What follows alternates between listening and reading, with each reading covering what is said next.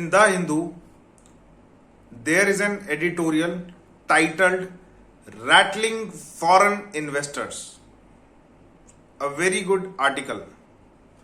This editorial is important for GS3, that is International Trade and Investment Models.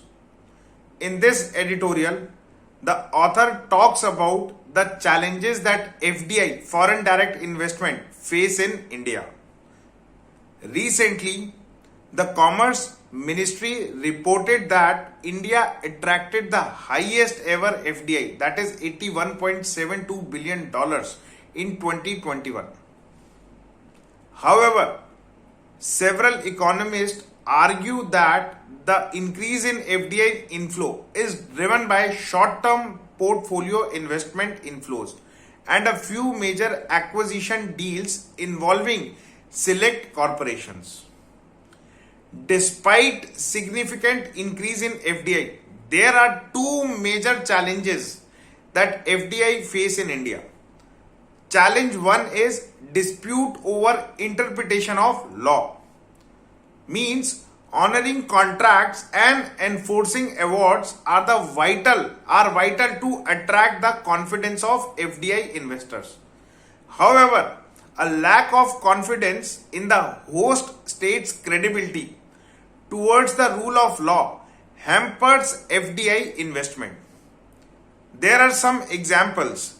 For example, last year India had lost two high-profile bilateral investment treaty disputes with Vodafone and Cairn Energy on retrospective taxation. Further, Cairn has launched legal proceedings in the US to enforce the arbitral award of $1.2 billion by seizing the assets of Air India. Apart from this, the other set of high-profile bilateral investment treaty dispute comes from the cancellation of agreement between Antrix and Devas Multimedia. The agreement was arbitrarily annulled on the ground of national security. This annulment led to a commercial arbitration between Antrix and Devas Multimedia at the International Chamber of Commerce. However, India lost the case. The International Chamber of Commerce Arbitration Tribunal ordered Antrix to pay $1.2 billion to Devas after a US court confirmed the award earlier this year. Second challenge is non-compliance of judicial rulings.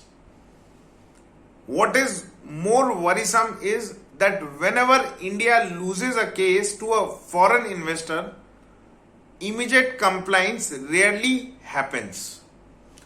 Instead, efforts are made to delay the compliance as much as possible. For example, after the International Chamber Commerce Award, Indian agencies started investigating Devas, accusing it of corruption and fraud. Last month, the National Company Law Tribunal ordered the liquidation of Devas on the ground that the affairs of the company were being carried on with fraud activities.